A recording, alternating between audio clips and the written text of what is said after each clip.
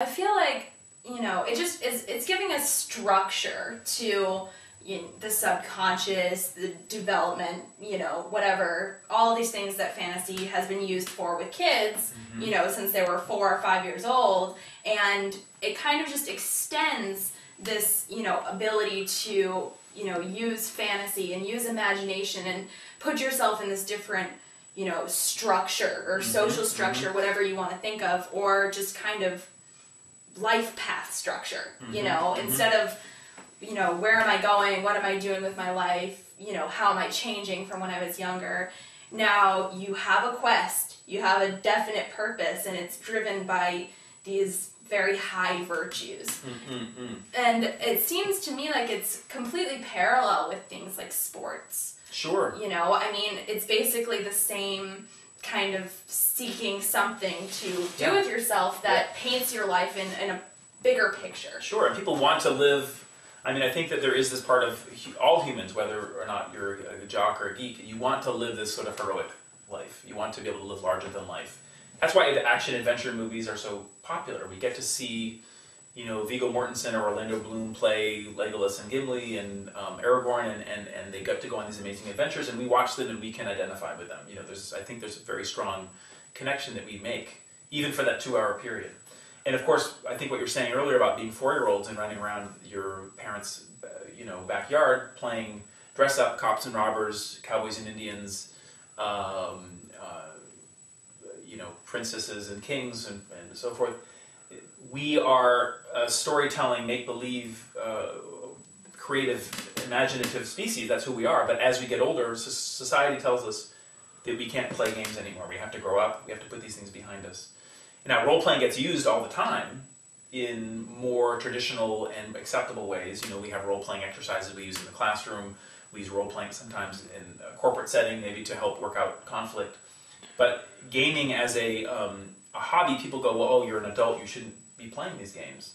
And there's a lot of evidence to suggest that even kids on the playground need to be able to play not just heroic characters, but evil characters. They need to be able to feel like what it's like to play the baddie, to play the villain. Because it helps them work out sort of negative, dark emotions. And it's also an exercise in empathy, which I think that a lot of people don't understand. When you're role-playing, you're playing another character. It helps you understand how would I be if I was not who I was, but I was a 3.5-foot tall thief in a fantasy world. Well, that helps me. If I can empathize with you and I can cooperate with you and our characters on our little mission, our quest to play in this game, then that's going to help me cooperate and empathize with other people in the real world. There's another thing that one of the chapters in my book is about the Society for Creative Anachronism, which is a medieval reenactment group. They've been around since the 1960s.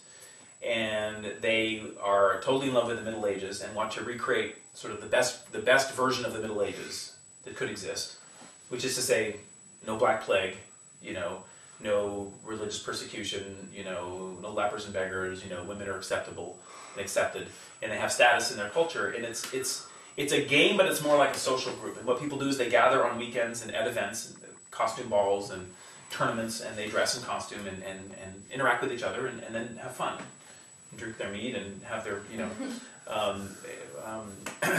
roast mutton or whatever. But one of the things that they talk about in this organization is that they are essentially trying to apply the best of the medieval era's social and ethical guidelines: chivalry, compassion, valor, loyalty,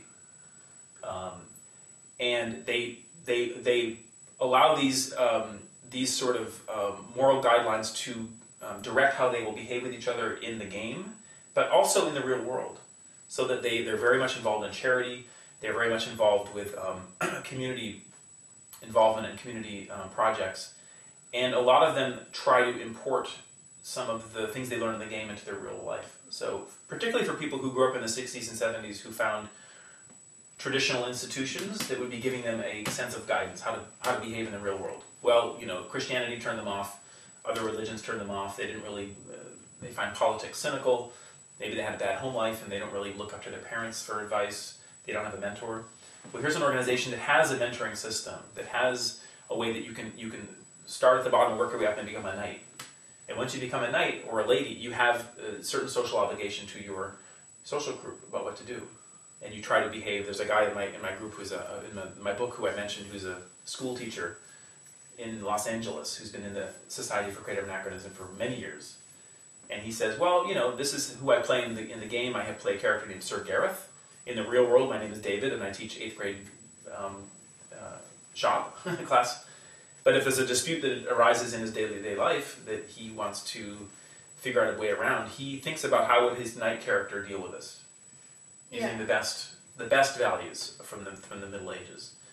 And that's something that I think a lot of people are yearning for, and that's maybe where our culture took a left turn, and we still want to, I think, feel like we're living good lives. And gaming can sometimes give us that framework. Yeah, I just think it's interesting to go back to the sports parallel. If you see a bunch of, 30, 40, 50-year-old guys, all in costume, on the tee, going to the game, there's nothing that stands out to us about that as odd or different or, or make-believe or something. But there are a lot of social connotations for live-action role-playing games or medieval reenactments or D&D, and these are very similar kinds of frameworks that we're painting these things in. And I guess reading your book really put a lot of those kinds of stereotypes away, at least for me.